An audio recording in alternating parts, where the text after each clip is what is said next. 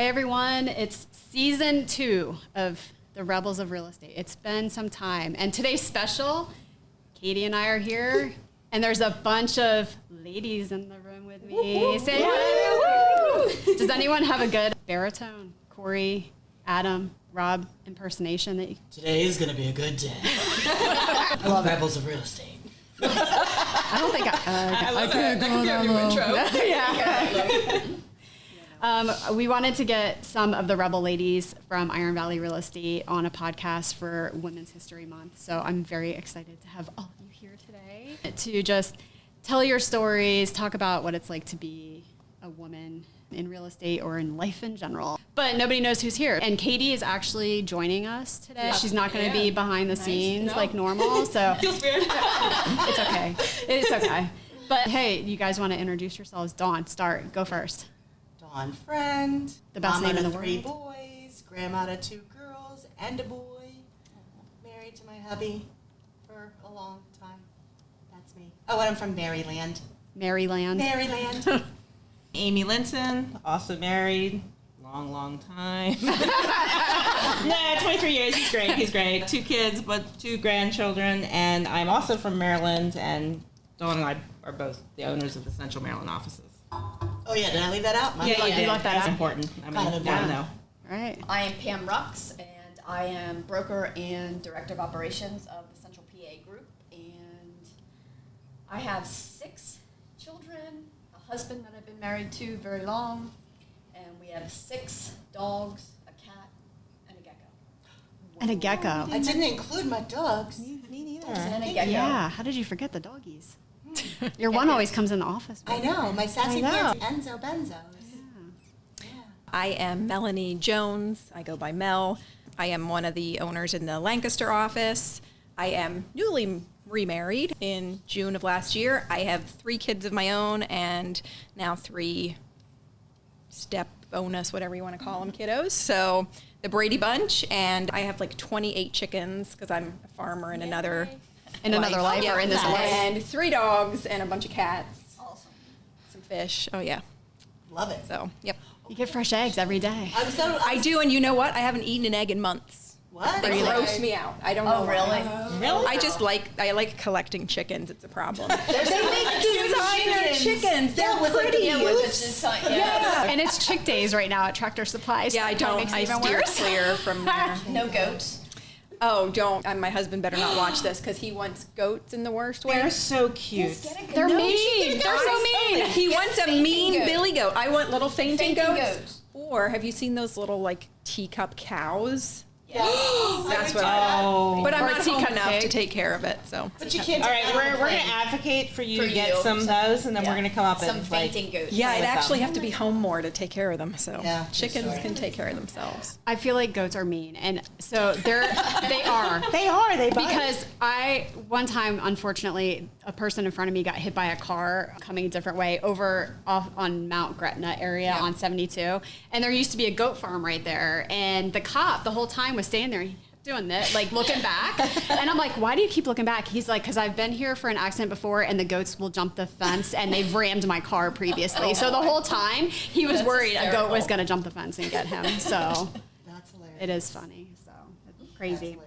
So really today, like the one thing this podcast, we like to share everyone's stories, right? And tell everyone's stories. And I know you guys all have amazing stories or not so amazing stories about life in general, but you've become amazing women. So what do you think, like just tell your story and your career path and how you got where you are today and what you would inspire in other women because of the story that you have. Whoa, that's a lot. It is a lot, We're getting deep. but y'all have them. I'll start. I'll let you. I'll take the first one. Marinate over here. But don't tell my side. I'm not going to tell your side, Okay. even though that's funner. Yeah. So I was in Not a word. upper level transportation management for decades. And I was a single mom. I did really, really well in that industry. I climbed the ladder. I, busted my butt 365, 24/7. Like it was grueling. Not any different than, I guess, real estate, but just... Anywho, so I got to the point where I literally loathed going to work. And one day I called my husband in tears. And I said, I just don't want to do this anymore. All I want to do is sell houses. And my husband said, well, then do it. And I literally stopped, and there was probably silence for 10 seconds, and I'm like, wait, what? And he's like, Dawn, we'll figure it out. Because I'm over here going, my benefits, I have a solid, really good salary. I've got 2 little kids. Like, what do you mean? Like, I got to pay for college, and, And he said, Dawn, we'll figure it out. Do it. So the next day, went in, put in my 30 days notice. Longest fucking 30 days of my life. Yeah. Now I've gotten 30 days out of it. Literally 30 damn days. I don't know what I was thinking. And then the rest was history. Because I already had my license at the time. I was just doing it kind of part-time.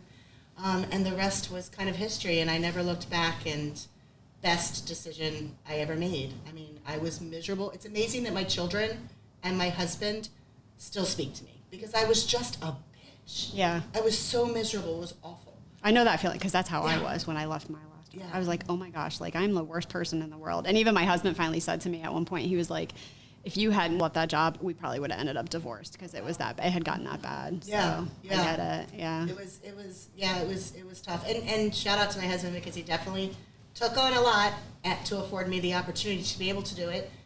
So yeah, that was. I feel like Kevin is just chill though.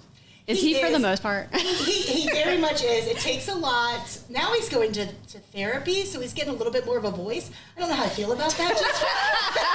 He's going to totally hate that you said that, by the way. He's going to totally hate that you say that. But he is. He has to be because I'm so high-strung and I'm so that he has to kind of go with the flow. And he just literally sits and nods 99% of the time. But when he's had enough, I don't like that. I don't like that part of him. I'm like, wait. What happened to my nice husband?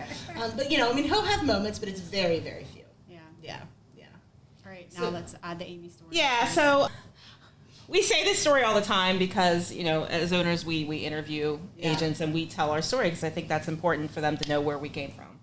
And mine is actually very similar to her. I used to be in the military many years ago, 82nd Airborne. Woo-hoo, I'm a badass. Okay. She consciously made a decision to jump out of a plane. Like, I did. perfectly fine plane, and she's decided to jump out of it. That's how I knew she was badass. I had a partner with. And then I was in the corporate world and had worked for a company for 12 and a half years and started with that company when they were like next to nothing and worked, 24/7 to help them get to the level they were. And about a year before I left, they brought in this young guy who, played golf with the boss, that kind of thing. Didn't have a lot of experience. He was my assistant. And then all of a sudden, a year later, they promoted him over me to make him my boss. It was not, it wasn't something I even knew they were doing. I didn't get the opportunity. And at that point, I realized, enough is enough. I was actually out in Vegas at the time. My husband was like, you need to leave. And I had always loved, I was always the person that people went to when they, wanted to buy a house. I'm always looking online. I don't know, maybe I'm nosy. I like looking at people's houses, whatever. And I always said that that's what I wanted to do. And he's like, same like Dawn, hey, do it. And I was like, we can't afford. I mean, we literally couldn't afford for me to, lose all my benefits and my income. But my husband, he was like, you know what, I'll work overtime, I'll do whatever it takes, I believe in you. And so I was lucky to have this, supportive outlet there, and I did. I put in my 2-week notice.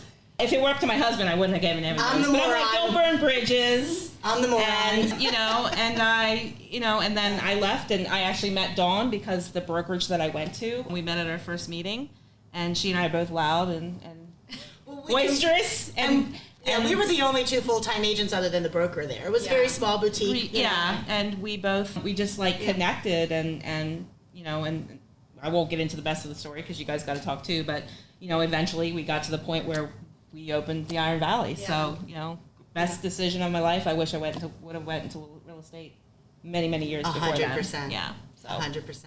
I have you beat. My notice was 3 months.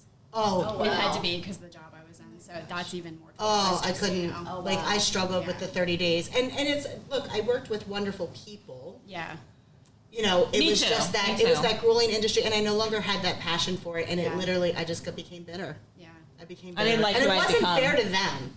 Yeah. Because I was evil there too. So it's amazing I didn't get fired. Yeah. I fired my ass. No, because you did too much. That's all. That's funny. Pam. Well, my story, I was a single mom at a very young age. So I worked in pizza shops for 10 years. I kind of grew up in a pizza shop, and that was my thing.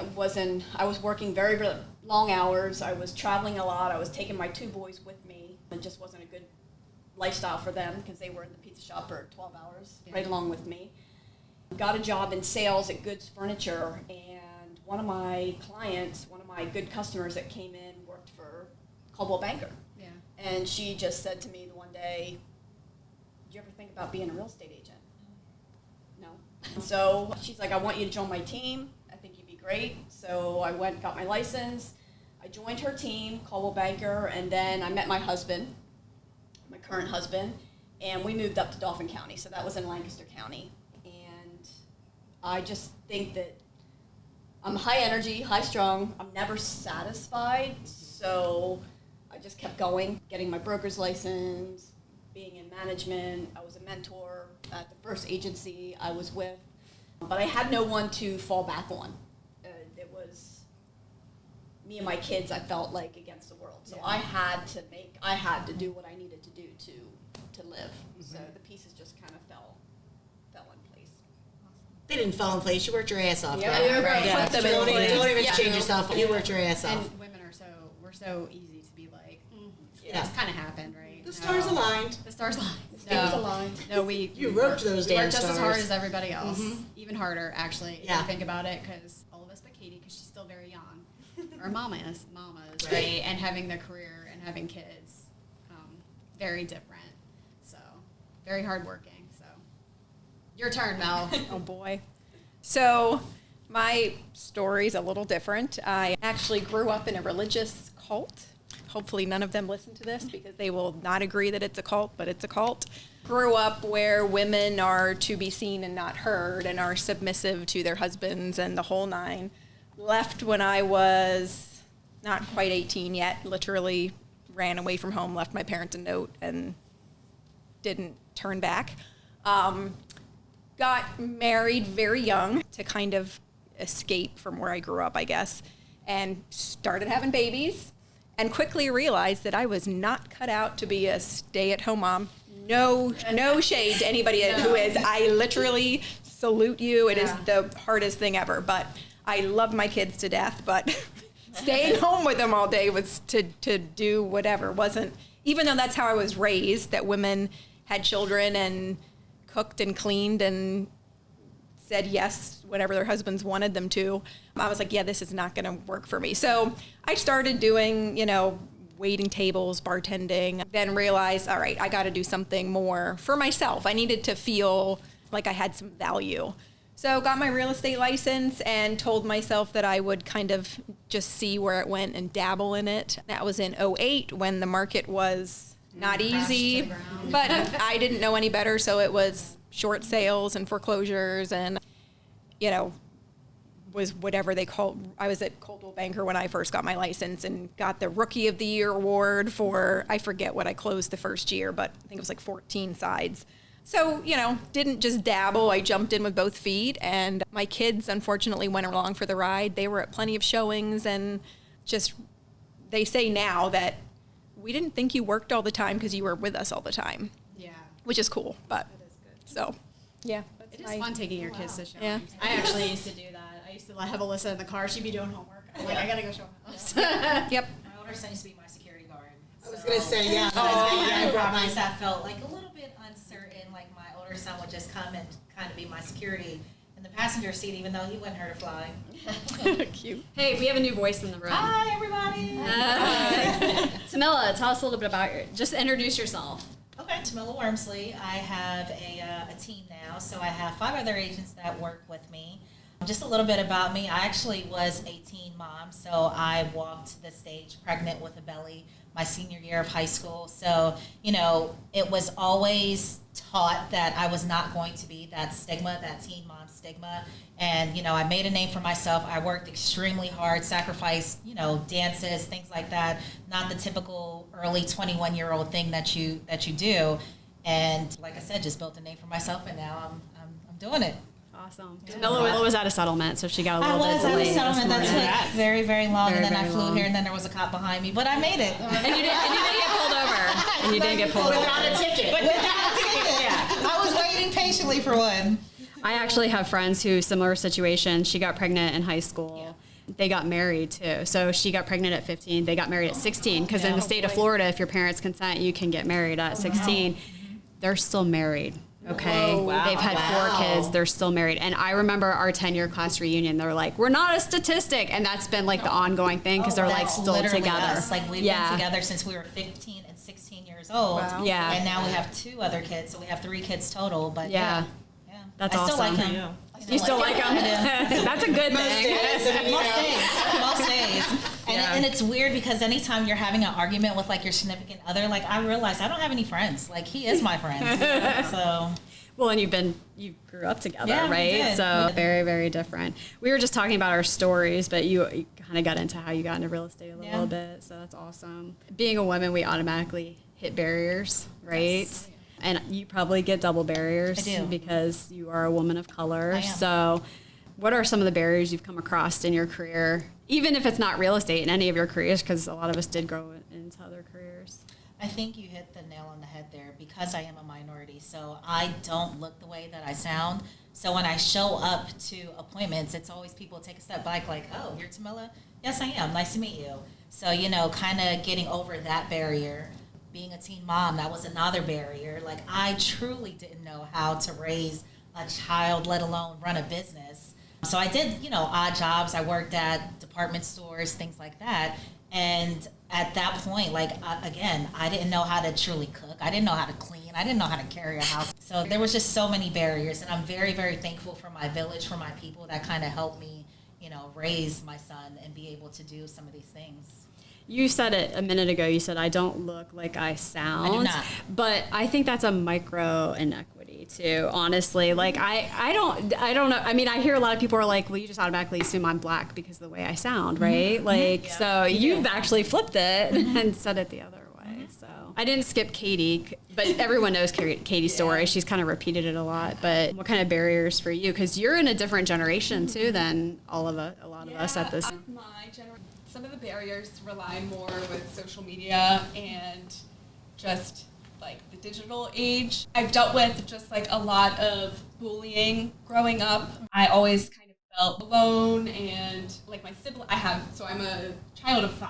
So I am the youngest. I have all step and half siblings. So growing up, I've always just felt a little bit of like an outcast. And I think with social media, there's been a lot of good and bad with it. I've used it as kind of like an escape, and it's allowed me to connect with like other girls my age because my sisters are older than me, so I never felt like I had like a close sister bond with anyone around me. Right. So I would always like look up to older women on like social media and looking at like YouTube videos and stuff like that. So I used it to like an advantage, but also a disadvantage. There's just a lot of fake rumors going around. Like in high school, there would always be like things just being said about me, and I think that's pretty much the biggest. I think you experienced it different than the rest of us, right? Because we didn't have social media. Thank God. You can imagine dating like a game. I don't know if I had passed the background. No, I'm kidding. I mean, honestly, I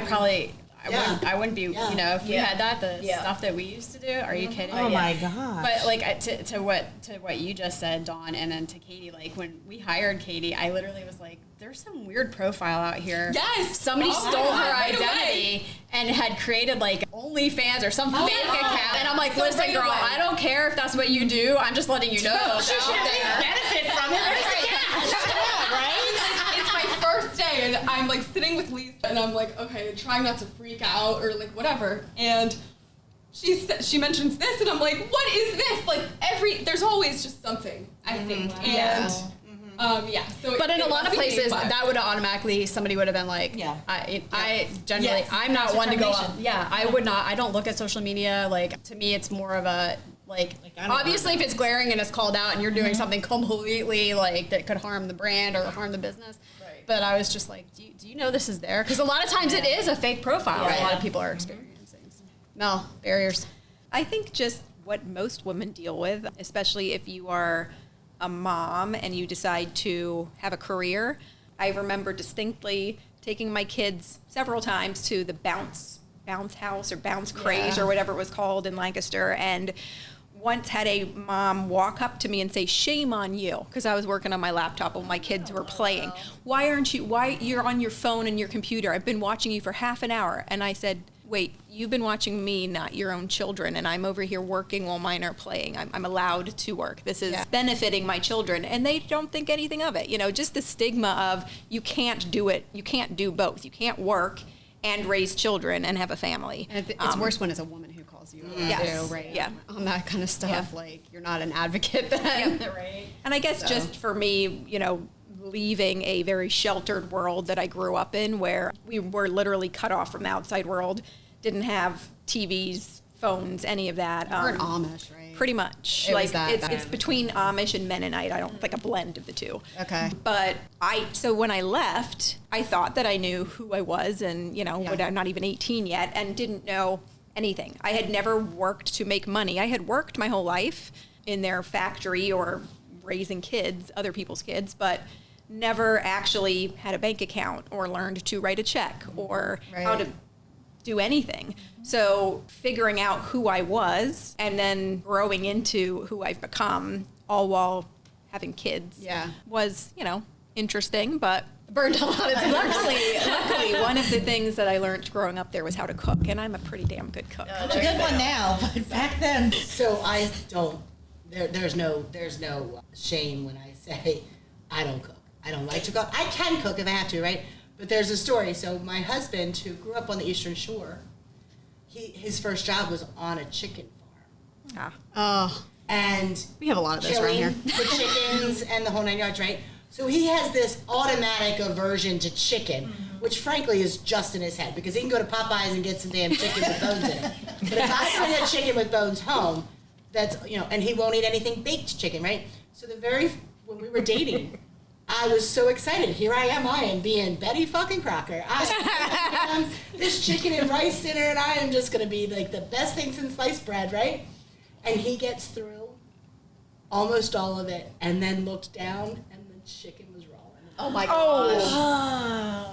The man still married me, but needless to say, we know who doesn't do the cooking in the house. He doesn't eat chicken.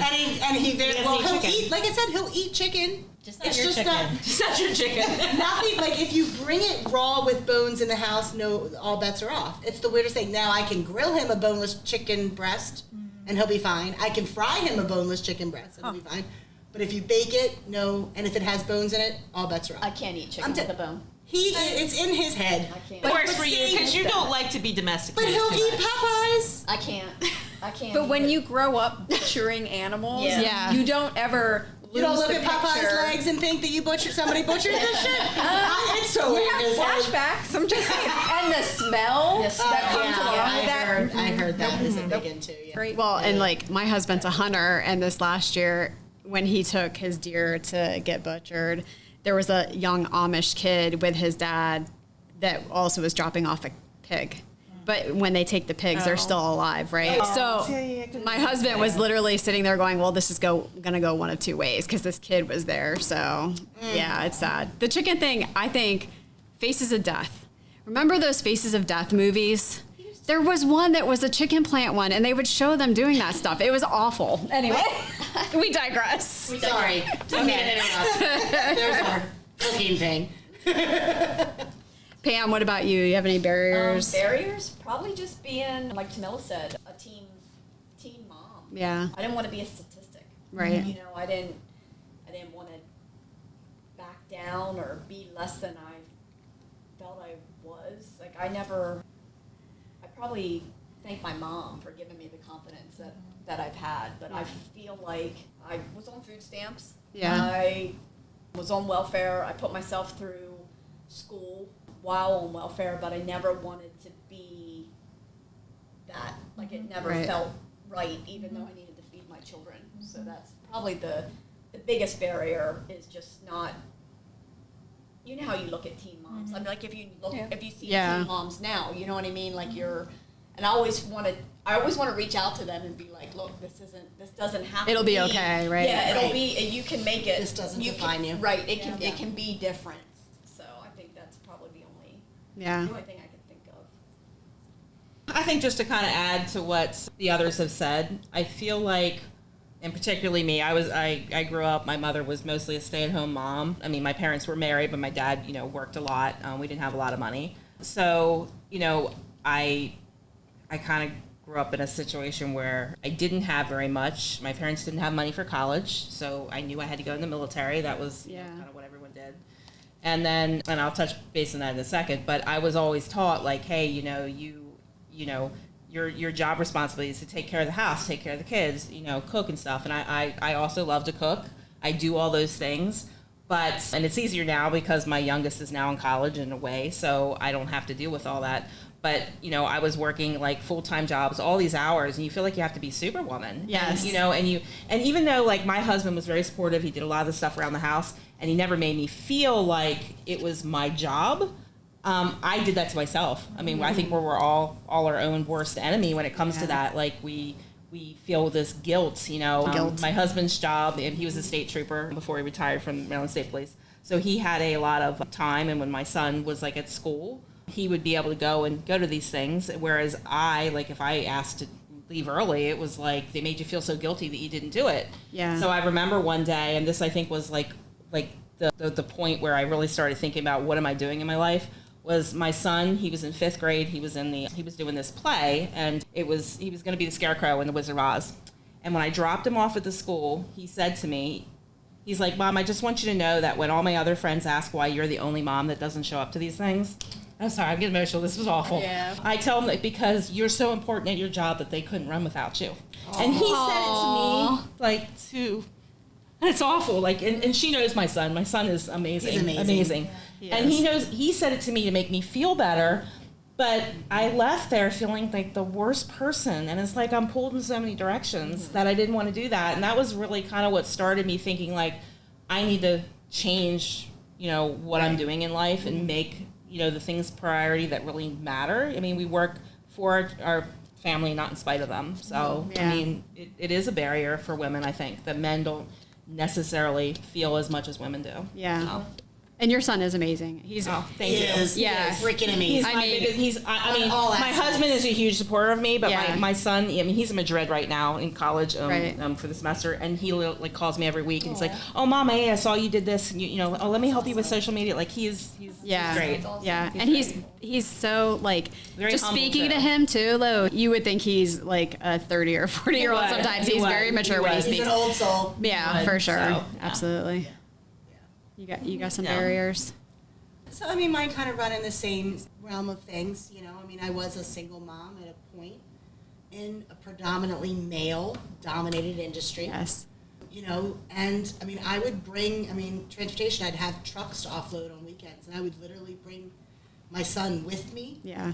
I'd be on a forklift offloading trucks, and he'd be with his little fake dirt devil vacuuming the office floor or what have you, But despite all of that, still got looked over. Yeah. For things, and I'm a mom. Yeah. But so I had that. I think the bigger battle for me was because I put so much pressure on myself to be the perfect mom. It resulted in my inner being, my headspace to get so skewed to the point where I ignored it for a while and then finally got on happy pills. And one day I think I had run out of happy pills something, and I had it was like a mommy dearest moment with my two sons, two of my sons. And that mommy dearest moment, literally my middle son said to my youngest, Matthew, just shut up. Mom's off, not taking her happy pills. And it was like, whoa. Yeah. If, and it was literally, I'm screaming at them over hanging up fucking laundry. Right. In the grand scheme of things, who gives a shit about whether or not they want to go to school in wrinkled clothes or dirty clothes for that matter? That's your choice. You can get the repercussions, right? But everything had to be so perfect. And I think that was a pivotal point when I realized, okay, it's all right to not be perfect, and you've got to get your head back on straight because your kids are literally and I fell to the floor and started crying, and I was like, I am so sorry, boys. And I say it to my youngest all the time. I'm like, I'm so sorry that you got me in my infancy of life and not understanding how to navigate the world and parenting and all of it. And he's like, it's cool, Mom, it's cool, right? But yeah.